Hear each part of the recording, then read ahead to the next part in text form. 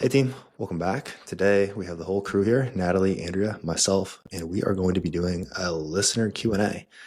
So without any further ado, unless you guys have anything you want to throw out there, let's go ahead and get right into it.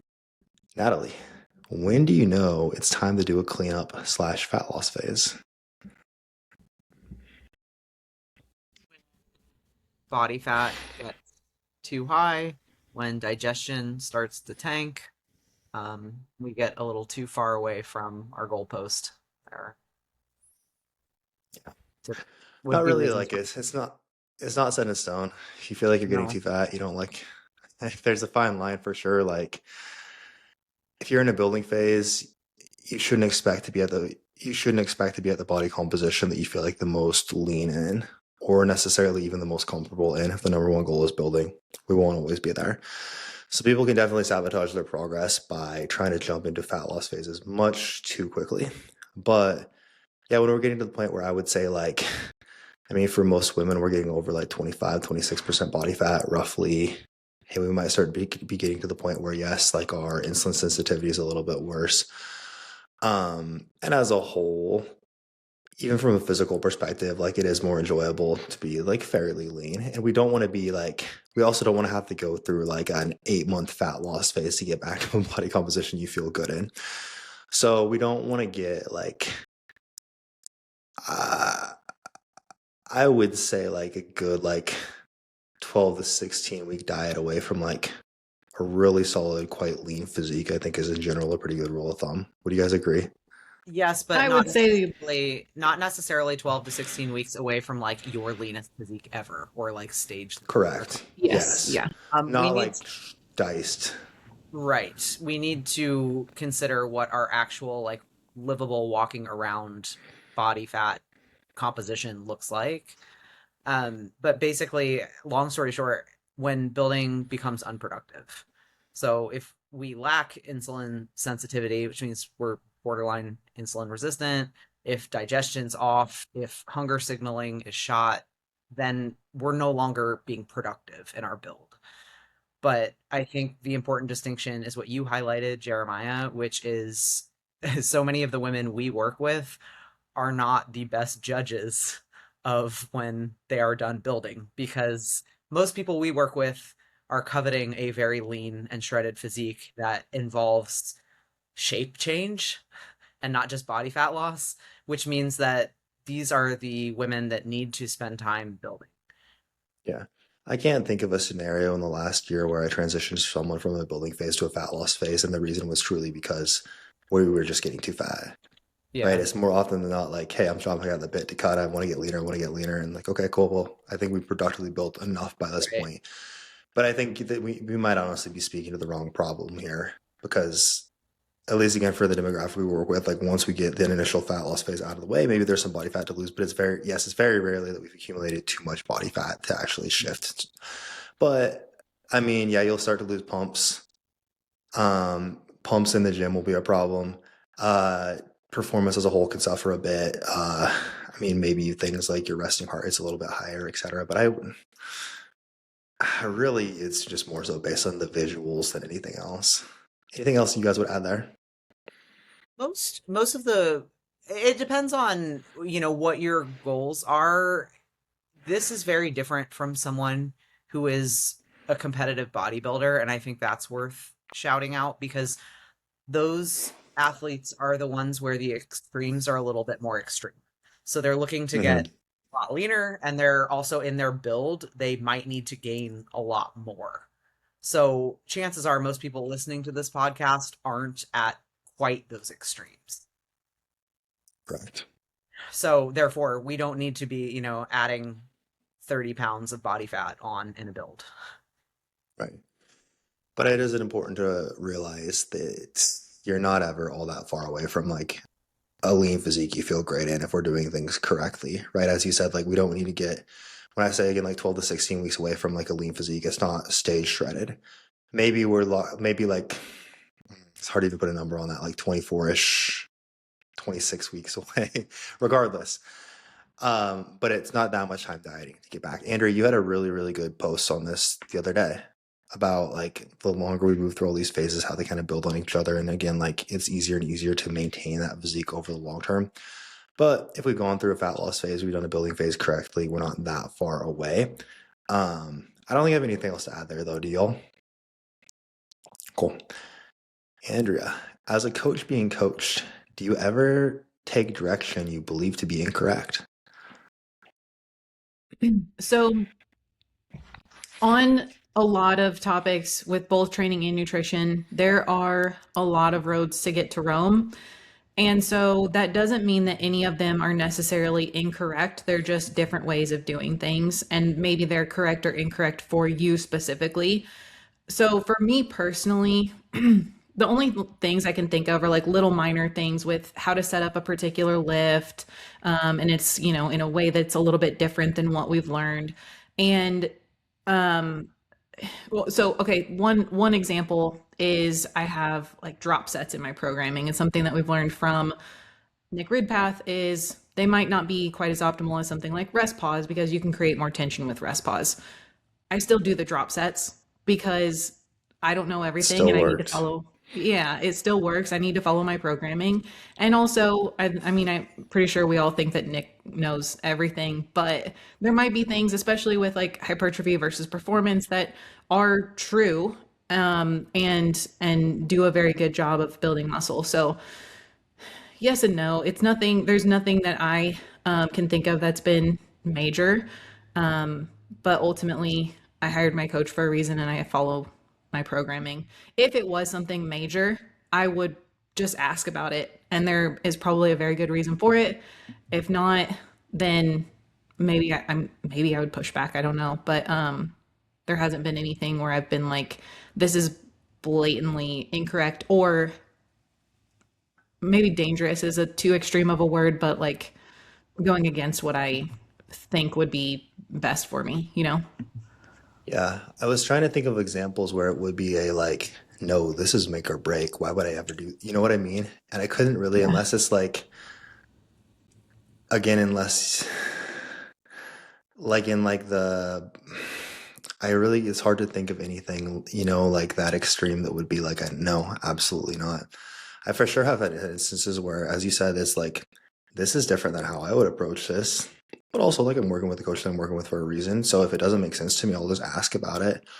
And I've had for sure had like coaches as well where we've like worked through like, okay, well, maybe we do shift the way we're approaching this a bit. Like, hey, like we talked through, like, for example, like my RDLs and hey, I feel way better with this setup because of this reason and the way we're coaching it. And like, here's what I have going on. And maybe they miss that in like my training feedback. And so cool. Hey, let's shift that. No, that's perfectly fine. Right. But I can't really think of anything that's again, like, as you said, like there's like the drop sets are a great example of that. You've still made sick progress, right? That hasn't been like make or break. It's very hard for us to like, we're kind of splitting hairs to like how much better is like a rest pause set versus a drop set. You know what I mean? Like it's hard to really say within the real world how much difference there actually even is. Um, but I guess I can't think of a situation where I've done with someone, worked with someone where it's like, this is just blatantly wrong. Do you have anything like that, Natalie? I mean, like when me and you coach together. Every day. Um, I think I think those questions for me mainly come up with training, Yeah. but even then, I I want to be careful how I say this because I think it's important to ask questions because you should know why you're doing what you're doing, and most people we work with are incredibly intelligent and intellectually curious, and it really increases buy-in for someone to know the reason behind why they're doing what they're doing. Just if anything, so they understand that, random decisions are not made. But there's also a difference between like nickel and diming your protocol, so like everything that your coach is doing is like, well, why? Well, why? Well, why? I mean, at some point, like you hired your coach for a reason. And like Andrea said, there are many roads to Rome. So you have to assume that each coach is going to have a slightly different framework, outlook on things, way that they do things.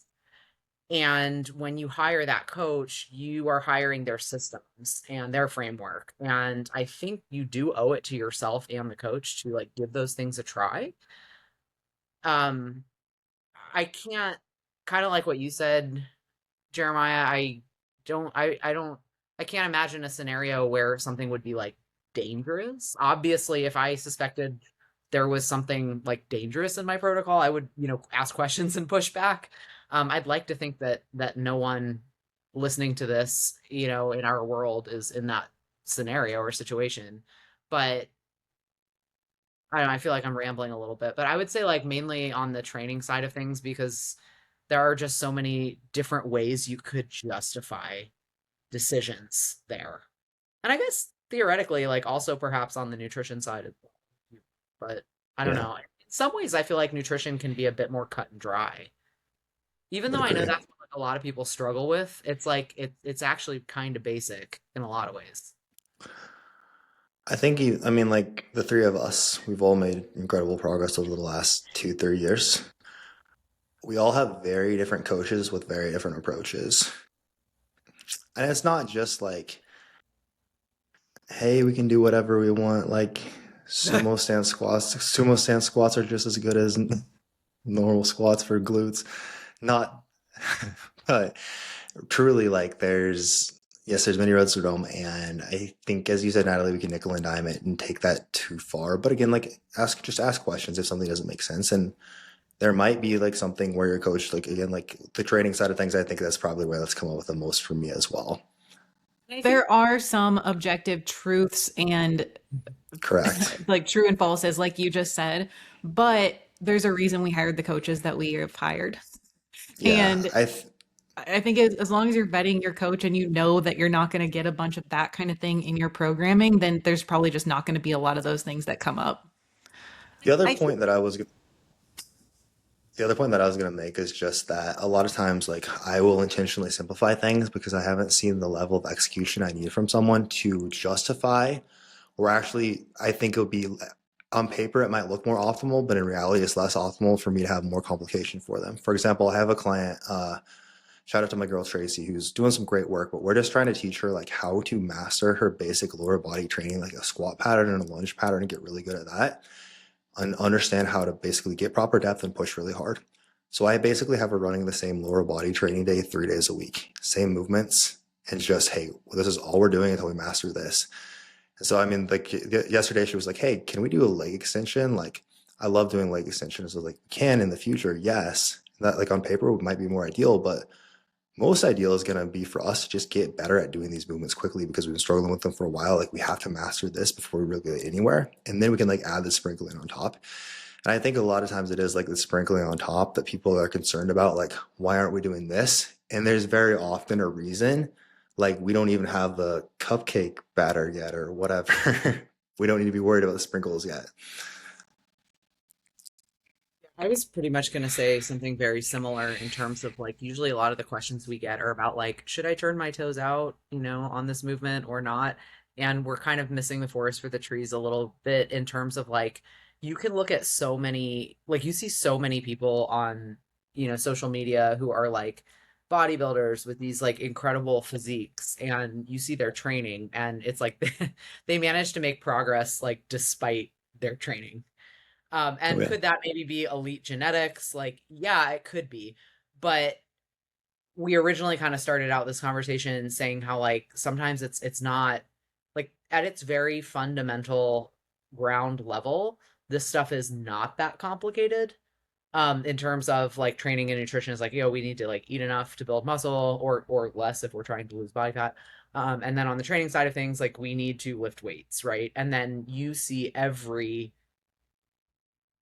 sort of variation in between like show up on social media and they're people that make like tons of progress. So if we're kind of nickel and diming questions about like, hey, does my toe need to be rotated like 30% out this way, it's like that at that point to me is just like fodder or like like it's okay to have questions, I guess, but just kind of if you've hired your coach, I hope that you trust them and you should probably just do what they say. I don't know. Again, Cool. a rant, but All right. how would you guide someone who's been in a coaching relationship for a while? Those early wins were great, but they're well in the rear view, and the relationship now is just fine, but no longer feels effective. The program is no longer meeting their needs to continually progress. Feedback isn't meaningful. Training programming feels off. Macros aren't making sense, etc. And yet the hesitation to leave is strong because as much as they want something better, moving into the unknown feels riskier than staying stuck. How does someone find their next level coach? Not just a different coach, but one who can meet them where they are now and support continued progression, especially when they're coming from a place of good enough and aren't certain about what better actually looks like. So here I think the most important thing first is you need to get clear on what better looks like for you and what you want to accomplish. This is why I love having clients submit goal physique pictures to us when they get started. Then also continually, every 6 months or so, I'm reestablishing hey, is this still what we're working towards? Because if you're not clear on what the quote unquote better you want is, your coach isn't going to be either. So it's going to be very hard for them to guide you there. So I think that's something that you need to get clear on first and foremost. From there, I would ask, does your coach seem to be producing lots of results like the one you want? So we've gotten clear on what that better result, that next level result we want is. Do you see your coach helping other people get that? Because if so, it might just be worth a conversation with them about, hey, here's what I want to accomplish. They might just not be on the same page. They might think that yeah, she just wants to continue to do a lot of flexible dieting. She doesn't really want to push harder and she's happy where she's at. So I don't want to push her outside of her comfort zone, which again, we should be reassessing as coaches, but may have slipped through the cracks. So I would have that conversation first. And if not, then I would say the next step is finding someone who's producing the results that you want. Not just hey, this person makes great content, but I actually see in their client results, their clients are getting the type of results that I want. Also, I would say look at you don't have to be best friends with them, but does their personality and their communication style mesh with you? Are they someone you can see yourself wanting to work with for a year, 2 years? That's going to be very important as well. And then do you trust them and are you willing to go all in on their systems and processes, i.e. what we discussed in the question before? But again, the most important thing here I would say is first, just getting clear on that better you that you want to accomplish. You need to get clear on that first before anyone else is going to be able to guide you there. What would you guys add to that question? I would also audit your own participation in the coaching relationship. And I'm not at all pointing fingers, but it is a relationship, right? So it involves two parties.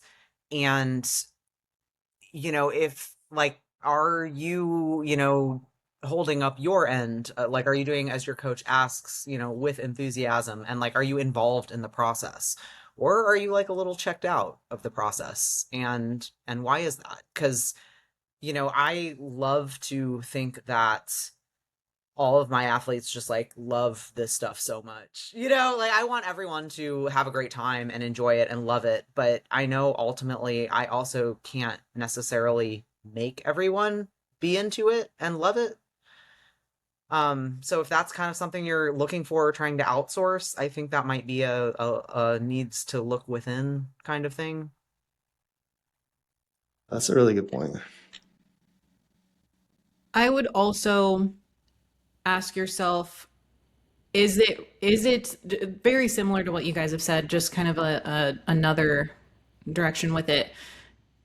Jeremiah, you said does this person create the kind of results for other people that you want? So is the problem that you just need time going through these phases? And that does start to get more boring and repetitive over time. Hopefully you don't need just as much input on your training videos as you did the first couple of weeks. And we don't need to be switching up movements all the time. So is it that you need this repetition over time to go through these phases cyclically? And that does become less exciting, kind of a relationship is not as exciting a couple years in as it is at the very beginning, but that doesn't mean it's worse. You probably just need more time going through those phases. So is that the issue? And you're just kind of looking for that excitement of a new program and new systems and all of that. And what you really need is to just spend the time going through the same programming. Or is it really just that you've kind of outgrown what you initially started with, and the level of results that you now want are above and beyond what your current coach is able to help you with. That's a very real thing as well. Like we work with a lot of clients who come from coaches where it's like they're great. I love that coach to death and I made great progress with them initially, but they just basically get at the point where they outgrew them, right? Like this might have been a coach who very much specialized in like, hey, teach people how to track their macros and kind of make their first year of progress. But then might not have the skills to take someone past that point, right? So that's very valid as well. Anything else there before we move on? All right, Natalie, talk to us about mindset during a health phase. Do you want to combine this with that next one or separate? The relationship with food one. Because they're also within a health phase. Oh, okay. Mindset Oh, during a never health phase. mind. Actually, I guess they're a little bit different. Sorry. Go ahead, Natalie. You're good. Okay, let's just talk health phase. Mindset during a health phase, I think you have to be very clear on what the goal of the phase is, because if you are always looking for an outcome that was never intended, you are going to be frustrated. So let's say your goal is to restore a menstrual cycle. That would be like a health phase goal. Um, you might have to spend some time not being your leanest self. So you continually expecting to be your leanest self and see, the scale go down and see body comp improving, which may or may not happen, is going to be ultimately really frustrating. So you have to get clear on what the goal is, and then that's how you measure success. You also need to talk with your coach about expectations in terms of timeline, I think. Now, most people can't necessarily put a timeline on your health phase depending on what sort of thing you're working on, but most health phases are going to be more than like 4 weeks. So I think just accepting that this is something that is a stop along the way toward your ultimate destination, like where you ultimately want to go with your physique, and accept it as just something that is necessary, is probably the best thing that you can do. Because otherwise it's going to be very long and very frustrating. Andrea, would you add anything there? So the question asker is one of my clients who we are trying to restore her menstrual cycle, and she's spent a long time before we started without one, and something that we are doing is getting softer intentionally, which is really difficult and is also as a coach, a trainer herself, is butting up against her identity a bit. And so we've talked about it a ton, and that being what you've talked about, Natalie, being a huge part of that. Something that I had said this week that I think resonated, and hopefully will with the other listeners too, is you have this expectation of you're going from where you are now to this goal physique. And imagine you're like this little game character, like a video game character, and you're just like running in this direction. And there's this path that you're expecting, but there's a roadblock that you're running up against. And so you can continue to just ram your little character into this brick wall, and it's just continually bumping up against it, like, Mario trying to run up against the chutes or whatever. Well, what that you thought was going to be the fastest path, now we need to take a few steps out to the side, which seems like it would be a longer path, but now that is your fastest route. So, we don't love having to take that detour and it take longer than we thought it was going to, but your alternative is just to keep running into that little brick wall. And so it's the worst phase. It's like mentally the hardest one, because we all want to be just like pushing as hard as we can and making visual, tangible progress. But almost anybody is going to have something like this. Maybe it's not a menstrual cycle recovery, but something that happens, whether it's a health phase or just a time in life where we intentionally have to pull back because it's hard or busy. and it's just part of the path. And so it's just a necessary evil to have to go through. I think also think about the fact, I think a lot of times clients want to push back because it's not very fun. Like, this is the work that no one really wants to do.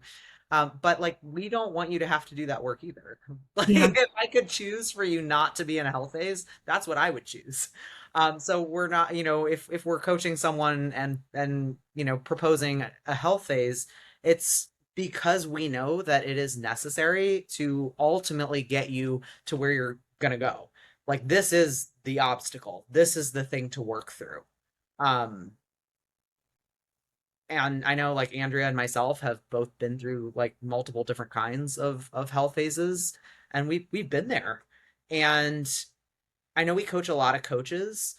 And Andrea, I think you said this client in particular is also a coach. I've said every single time on this podcast, like every like gut protocol or health phase that I've done, every like injury rehab, I have learned so much, and it's made me a better coach. It's also made me a better athlete.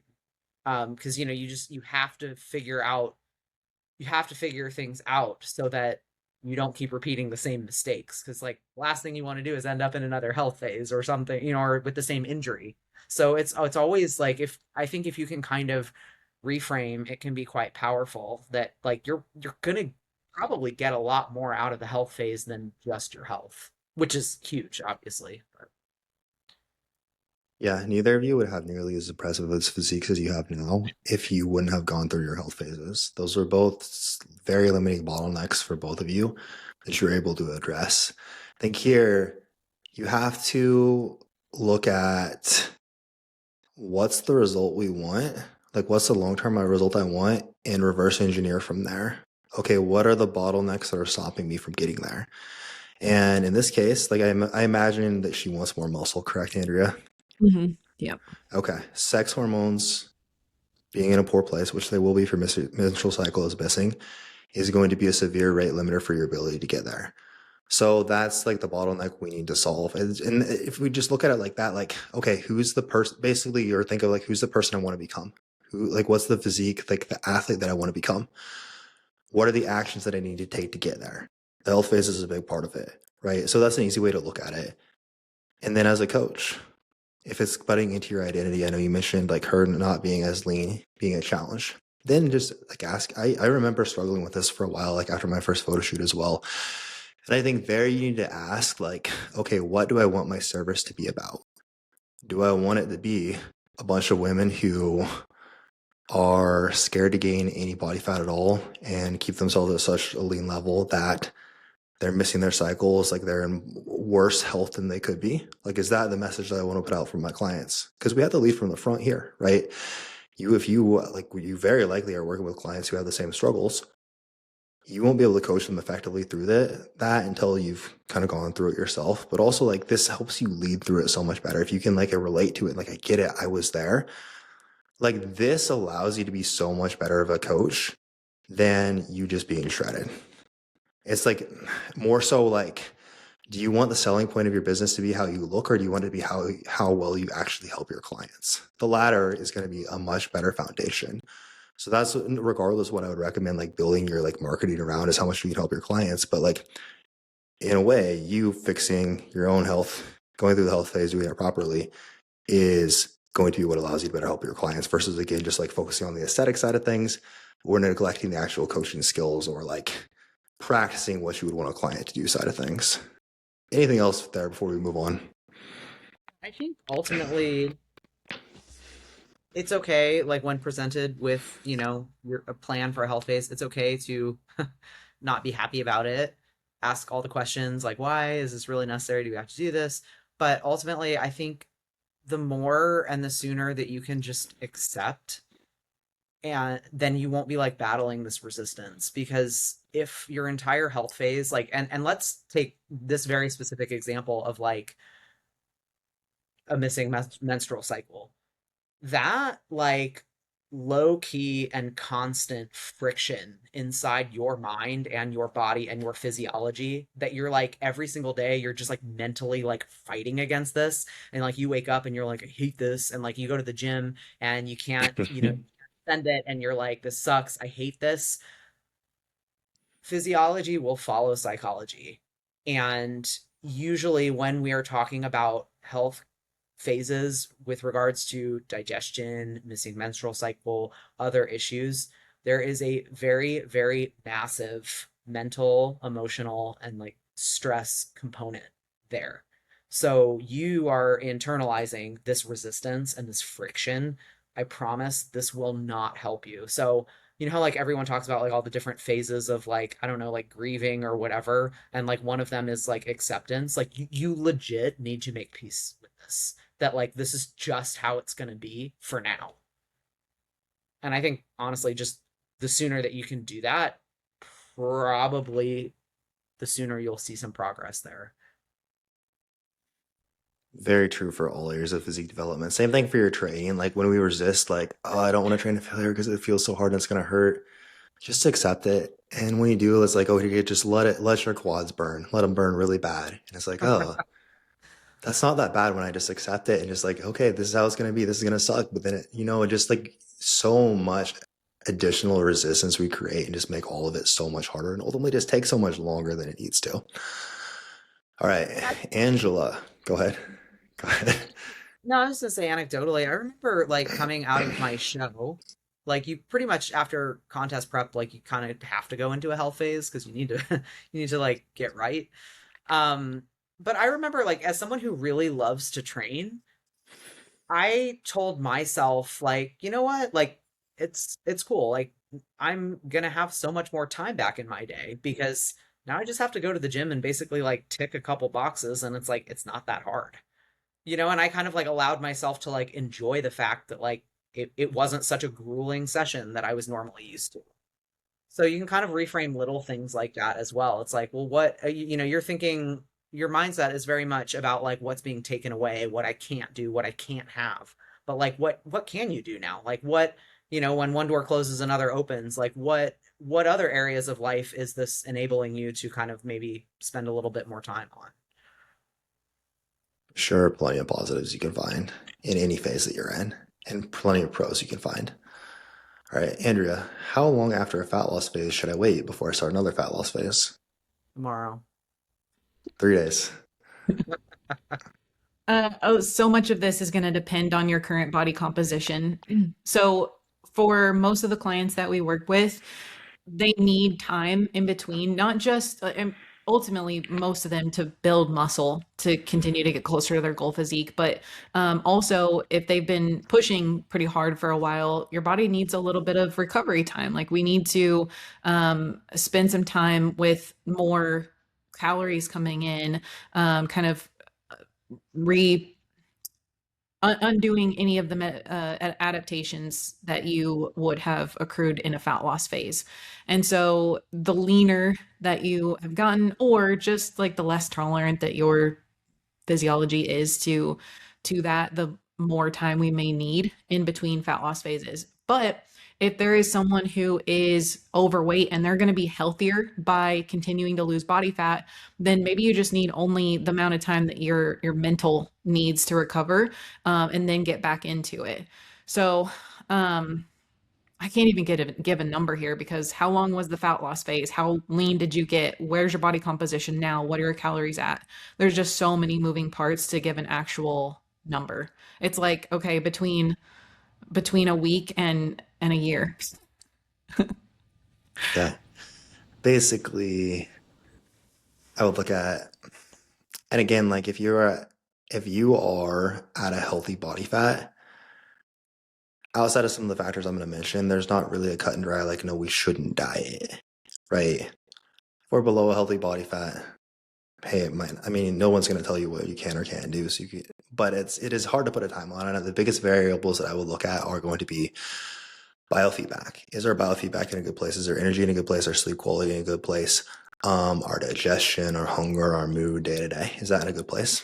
are there any health slash blood work issues that we need to address that we haven't, right? So like thyroid markers, the missing menstrual cycle type of situation we discussed before, anything like that that we need to address? No? Okay, cool, we're good. Do we need to build a lot more muscle and we're already quite lean? If that's the case, yes, we could diet, but we're probably going to want to build more muscle first to have a better physique when we do diet down further. And as you said before, how lean are we?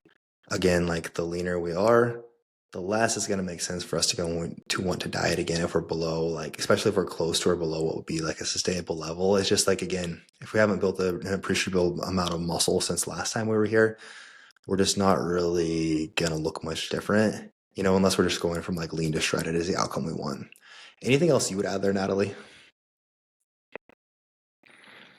I would add the mental Okay. component on that list that you laid out, Good just one. because sometimes there's just some diet fatigue that's crept up from an extended period of dieting. And as much as you may want to continue getting leaner, sometimes our brain just needs a break from the restriction before we get back into it and can stay adherent. Because if adherence is suffering, then we're just drawing it out so much longer than it needs to be. Very good A point. lot of people do love to ignore the fact that it, if you have a larger fat loss goal, it might take a few fat loss phases to get to your goal. And it's okay to break it up because no one's a robot. Like even if you had a lot of adipose tissue and you were highly motivated, I just don't think anyone could exist in that mentality like 365 days a year. It just wears on you.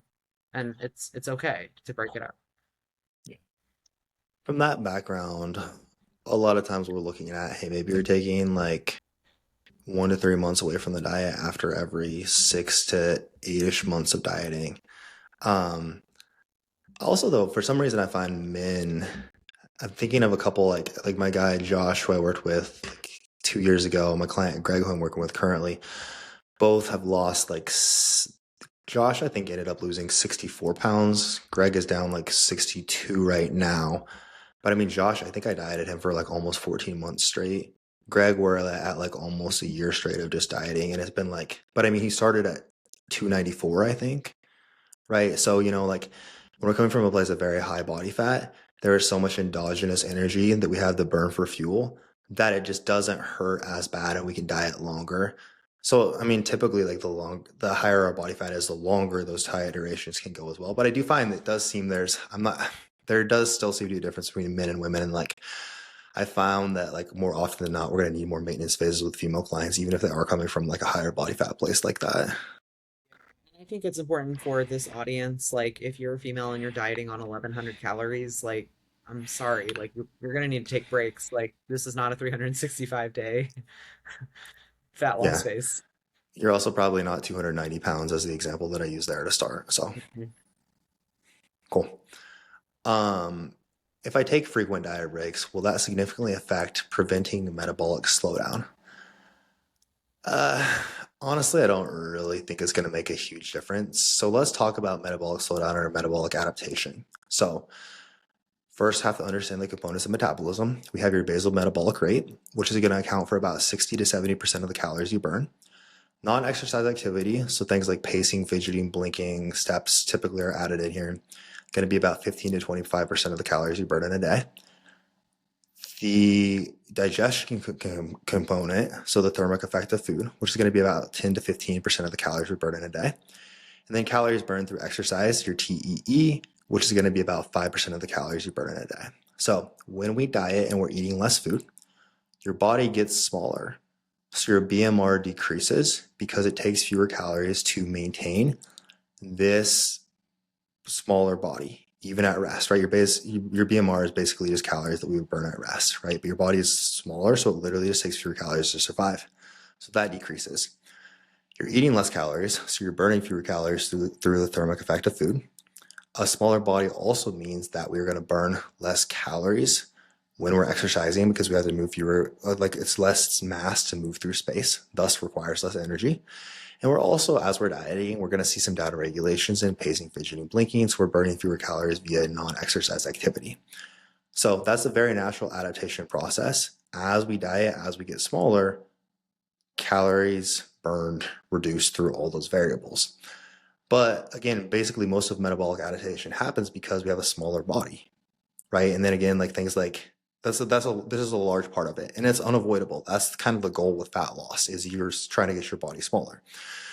We also have these reductions in non-exercise activity, which again, you control for what you can there, like keep your steps high, but some of this is also going to be unavoidable. Now we've talked about a lot, like things like carb cycling, for example. I do think there's a lot of merit, and of course we use those tools often, especially for women where managing that stress response does seem to be very beneficial. The body as a whole is more sensitive to the stress response and better at adapting essentially and surviving and potentially like holding on to body fat. So that's where things like using like calorie cycling, carb cycling could be beneficial. But honestly, I think like as long as we're not dieting overly aggressively, a lot of metabolic adaptation is going to just be a product of how much leaner we got more than anything else. So I'm not convinced that us doing like, hey, we do an 8-week diet, or let's say we do an 8-week diet, or we take a diet break every other week and do a 16-week diet. Ultimately, we would more or less be at the same place when we got there because it's again largely going to be the amount of body fat that we lost. In terms of metabolic adaptation, we would have accrued the similar amount of metabolic adaptation when we got there. I would consider as well, again, this is adaptation. So when we eat more food, the opposite happens. Our body senses we have more food coming in, so we burn more calories through pacing, fidgeting, blinking. We do burn more of that non-exercise activity calorie. We have higher thermic effect of food because we're eating more. We have more energy as a whole, so we burn more calories there. So really the best way to undo metabolic adaptation is consistent time, not dieting. If we take less diet breaks, we also finish the diet sooner, can get back to maintenance sooner, basically get back to the point where we're not dieting consistently sooner. So really, I still think personally how I would use this is you use things like diet breaks as reactive strategies to manage fatigue when needed for, again, adherence, fatigue management, etc., rather than just proactively like trying to put in a diet break every X amount of weeks to prevent metabolic adaptation. I just don't think it gets us ahead when we're planning it out to that degree. What would you guys say? Anything to add? I agree. I don't think I have anything to add on to that. Okay. Um, Natalie, do I count the macros from chia seeds that get stuck in my teeth? Great question.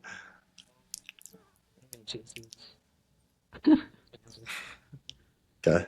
Yes, I would count them. Unless you take them, spit them back out and weigh them, then you're good. Cool. Natalie, actually, how do you know when you're ready to build? Question everyone needs to be building. I'm just kidding. Um, you mean, are we taking this to mean like a dedicated building phase? Yeah, let's do. Okay. Did you interpret it differently? Am I wrong? No, that was my interpretation. I would say we would all say that everyone is always in a good place to build muscle. There's never not a time where it's like, no, we don't want you building muscle. So we're going to look at this as when am I ready for a dedicated building phase? Andrea, Oh, I would. go ahead. Okay, go I ahead. like how you just skipped over me. No, Andrea was just looked like she was going to say something. Anyways. So rude. What were you No, going to add, I was Andrea? gonna say you said everybody is ready for a build phase. I would say if your body fat is already quite high, you I said probably don't need. everyone. I don't think there's a time where we'd ever tell someone no, don't build muscle. And that's We're gonna Okay. approach this question though as this person is asking, how do I know when I'm ready for a building phase, not just when I'm ready to build muscle. and so we're reading this like a calorie surplus, I think is probably the Correct. question. Yes. Yeah. Okay. Yeah. Um, when you are more of an advanced lifter and you are quite lean, would be my answer. Um, and then I will also say anecdotally, I also have some clients that I've found build muscle better when body fat's a little higher. Probably not something popular to say because that's not really what anyone wants. But a lot of people who are, I don't like using this term, but like hard gainers, sometimes like I find that I do have to push body fat a little bit more so that we can get to a productive place of building. But basically, the biggest determining factor I would say would be like body fat levels. If we have an appreciable amount of body fat, or we're not really that lean, then it doesn't really make sense to go into a surplus, because first of all, we have exogenous body fat, and kind of what we were talking about earlier this podcast, you are just then taking yourself so far away from the actual goal and creating more work on the other end, which would be like the dieting end. So again, like to my earlier point, we don't want to get to the point where, oh, we've done this build and now I have to lose like 40 pounds. Anything you'd add to that, Andrea? I still might be interpreting what you guys are saying a little bit wrong, but I would say make sure that your digestion is in a good place, because if we're going to be adding food, then you want to make sure that that is already not an issue. And then I would also say sex hormones, because like if you have a zero point 0.3 testosterone and you're just adding food, even if you're pretty good at training, you're probably not going to build too much muscle. You'll probably just gain more body fat. Um, that's Test grows best. Always remember. Yep, exactly. And then Natalie, you said more advanced trainer. So like if you're not able to push it to the appropriate intensity yet, then that needs to be in place before we're just adding in more food. Lifestyle component as well that needs to be in place for a building phase to be productive. We talked about this a lot before, where a lot of times people are very organized in fat loss and then they just throw all that out the window when they get into building. Where building, again, it's different. We have more food, so that's more fun, but it kind of needs to be approached with the same urgency that fat loss is approached with to be productive, right? It can't be like we're consistently missing our pre-workout meals and we really only sleep like 4 or 5 hours every night because of whatever thing. Like we're just gonna have a hard time building productively if that's the case. So there's those lifestyle variables, like our sleep's consistently in a good place, we're consistent with our nutrition, etc., in order for it to be productive. Anything else either of y'all would add? Cool. Okay. How do you know when you could benefit from a coach? All right. I'm just going to pose you guys some yes or no questions. Does everyone here have a coach? Yes. Yes. Think about times where you made the most progress. Has that also aligned with times when you were working with a coach? Yes. Yes. Okay. Do all the most jacked people you know have coaches? Yes. Yes. Did all the best athletes you can think of in history have coaches? Yes. Okay, so really I would say like if you're someone who wants to level up, you could probably benefit from a coach. There's not, if you want to progress past where you are, again, it's just so, again, look at the best physiques, look at the best athletes. They all always have coaches. I think I don't really have anything else to add there. Do you guys? I just always think it's funny when people think that they could like do it better on their own, because like now if you're not a coach yourself, there is a knowledge gap. Sorry, like I don't care how good you think you are at training, or like how long you've been tracking macros, like there is a knowledge gap there. There are people such as ourselves who do this for a living, like as a profession, and we continually pour into continuing education. um so there's that end of it. And then also, everyone has blind spots. Absolutely everyone. So most people lack objectivity with themselves. So just from that end alone, like absolutely. Yeah. Very often you just don't know what you don't know. I Yeah. think of like when I was a coach, when I first started coaching, I was just like a personal trainer in Lincoln, and like social media like wasn't really a big thing yet, even in terms of like all the education and whatnot on there. I thought I was like the smartest. I thought I knew everything there was to know about training, nutrition, and physique development. And then like I remember actually like hiring my first coach, and it just blew my whole world open where it's like, oh wow, there is so much that I don't know. Like there's so much more to learn, and there's also like I could be doing things so much better. Similarly, like I remember the first time I hung out with Brandon DeCruz in person, Andrew, you were there, and it was like we like went to Chipotle and everyone else like had their meals there, and I was like, what? People like bringing their meals along. I hadn't even like really thought about doing this. I thought I was like as dialed in with my nutrition as I could possibly be. Like, there's so many situations where it's just like you don't even know what you don't know, or how much more progress you could make, um, or like how much the more there is to learn about training that could get you a better outcome, how much more dialed in with your nutrition you could be. Anything else before we move on? Um, Andrea, how do you improve relationship with food, and can you have a good relationship with food slash body when working on a physique? No, Ugh. No. I'm just, I'm Oh. just, I'm just joking.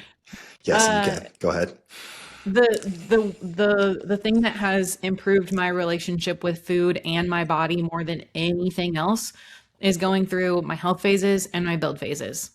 Prior to that, I had a much worse relationship with both food and my body.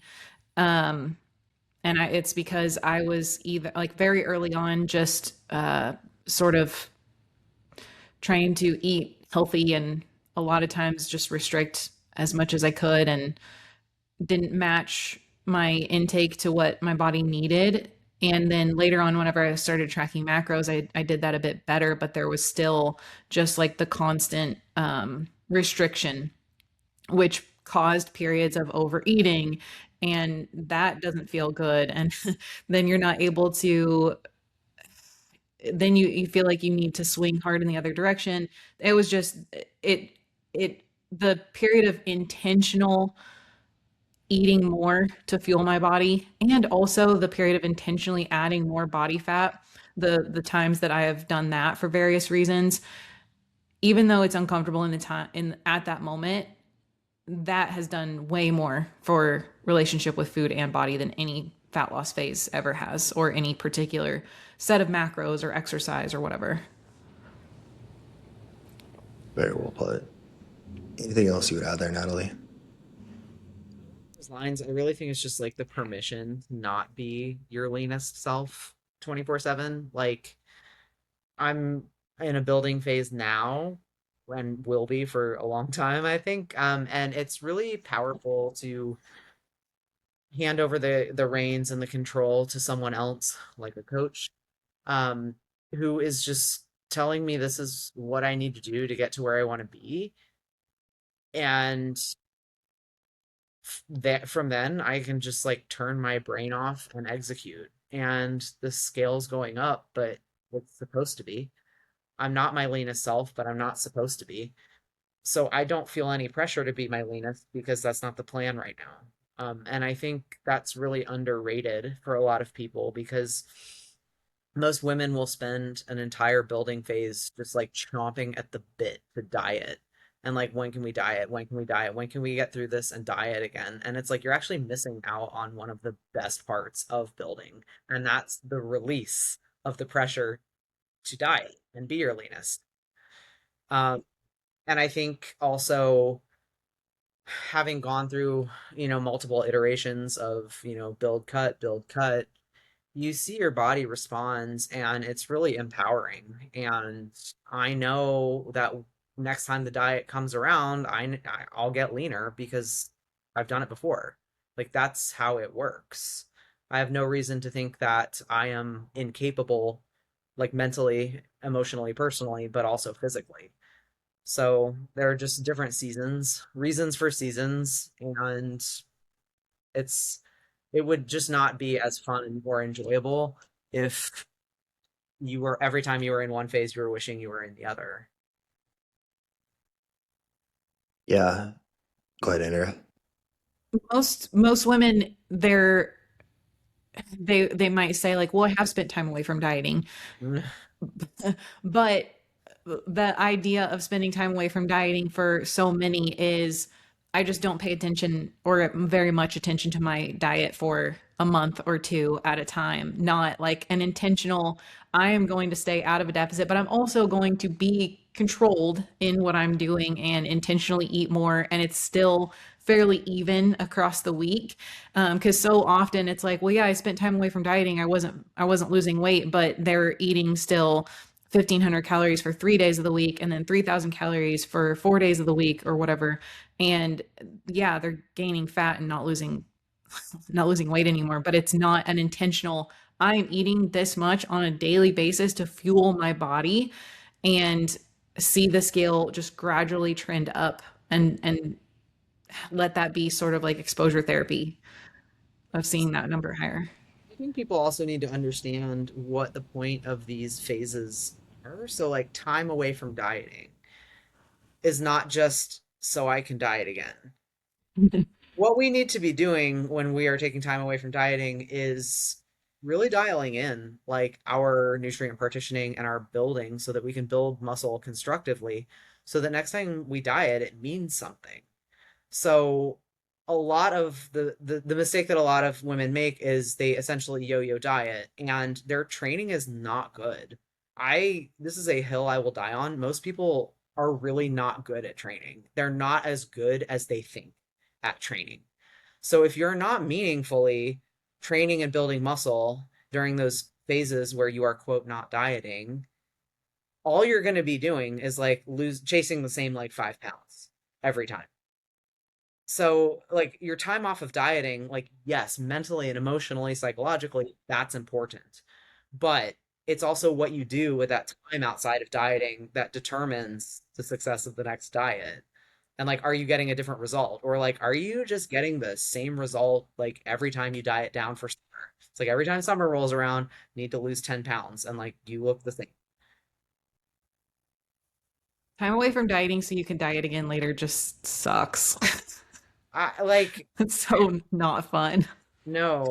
And I mean, I know we talk about like, hey, well, what are the ways that I can actually, increase my BMR and eat more? And one of those answers is get more muscle. Now, the other side to that is that it's actually not like, unfortunately, it's not like a significant more like amount of calories you can eat like per pound of muscle. I mean, I wish, but that is literally like one of the things you could do to like eat more. It all adds up, like there's meat and stuff like that too. So a lot of women like want to be able to eat more and they want to have that toned look.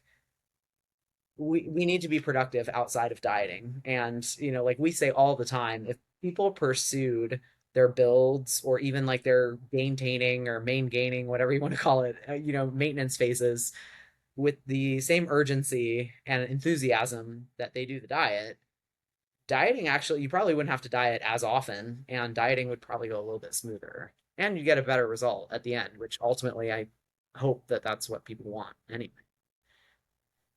Yeah. I think that it's also helpful to understand that, at least for most of us, there's probably not ever going to be a point where it's like, okay, I've arrived. This is the physique. I never want to change a single thing more from here. And I know like initially that sounds kind of sad, but it's not. It's the fun of it, right? Like there's always something more to work towards. And that doesn't mean that you have to like can't enjoy where you're at in each one of these phases. But I think a lot of times people are like in such a rush to like, oh, I need to get there, I need to get there. So I'm scared to like gain body fat because then I'm further away from getting there, right? But you won't get there. Like we're not very few people are gonna arrive there and it's like, okay, this is perfect, right? Nothing that I want to change. I don't want to get any leaner, I don't want to build any more muscle. So then understanding that, okay, if there's not really an endpoint, then what is the point in all this if we're not gonna let ourselves enjoy the process at all? So then we have to bring it back to like, okay, so if we can just enjoy all the phases we're in, we can enjoy the building phase again and kind of like let go of that urgency to just like get to our leanest, like this picture of our like long-term physique we want in our heads. I think that's where a lot of this stems from for so many people is like, I'm gaining body fat, I'm getting further from that. My 2 cents. I think also like think about anyone who's listening right now, think about someone whose physique you admire. And this could be like a top, IFBB pro bodybuilder or something. Like, I mean, I know every day Jeremiah. yeah, every day I send Andrea some physique and I'm like, what? This is insane. She just gives me the thumbs down now. But like to my point, like there are so many physiques out there that are crazy and that like I admire so much. I promise you, all those physiques that I admire and covet, those people do not perceive themselves as quote there yet. So like think about that physique that goal physique that you're chasing, and like I think so many people are completely misguided when they have that feeling of like I'll be happy when. Like man, but if I could look like that, like I would that would be good enough for me. And like no it wouldn't. Like I promise, no it wouldn't. And I don't mean that that needs to be a negative thing. I don't mean that every milestone you hit you have to sit there and be like I hate it, I'm still not there yet. Like no, I'm not, that's not what I'm saying. But like to Jeremiah's point, the pursuit of that goal that's the fun part. Like it's fun to pursue these things, and it's fun to keep leveling up and seeing what you achieve. Like I know for Sometimes I think about like the bikini competitors where they're like, don't add any more muscle. And I'm like, that sounds terrible. it How does. much more boring does But that? but even if we're talking about those people, so those like top bikini competitors that like don't need to add any more muscle, they're still chasing a look and a Right. physique. Like they're Yeah. still like refining. Like my point is they're not there yet. Like even like the feedback that they're getting at the Olympia is like, hey, I need you to come in fuller. I need you to come in, like sharper. I need you to like, so it's like they're still chasing something. And they're chasing the minutia because they are at the top elite level. But this notion that like, oh, like I swear if I could just get here, I'd chill out and I'd be totally fine. Like, no, you wouldn't. There would still be something on top of that. And I think the three of us are really good examples because like we've all made really great gains in the last like 5 years or like whatever, like throughout however long we've been pursuing this.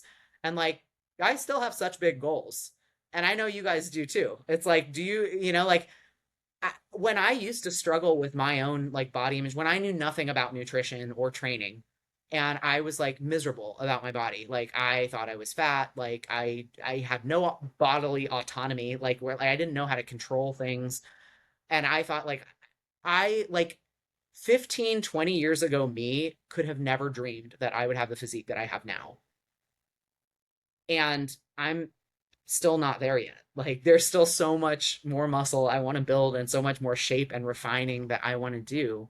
And I don't think I'll ever get there, but I could let that be, like a bad thing and, like frustrating, or I can let it be like the fun of it, which is definitely what I'm choosing.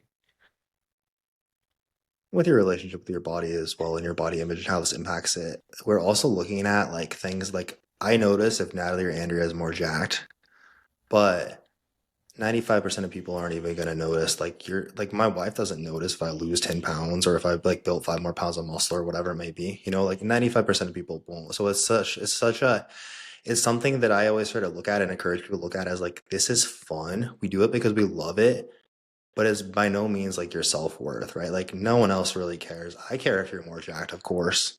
I get stoked about that, but very few people outside of us actually do. And then also like if you're comparing yourself to Natalie, for example, like you have to realize she's 4'9" and she actually weighs 85 pounds. She's tiny in person. You just don't see her. So like it's not a fair comparison. I think just important points to close on. Anything else to add before we close out?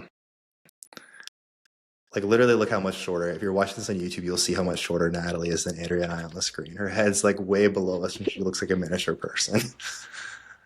All right, that is all we have for y'all for today. I'm telling you, she's tiny. That's all we have for y'all for today. As always, thank you guys for tuning in. If you enjoyed the show, leave us a 5-star rating and review. If you would like to apply for coaching, hit the link in the show notes, and we will catch you guys next time.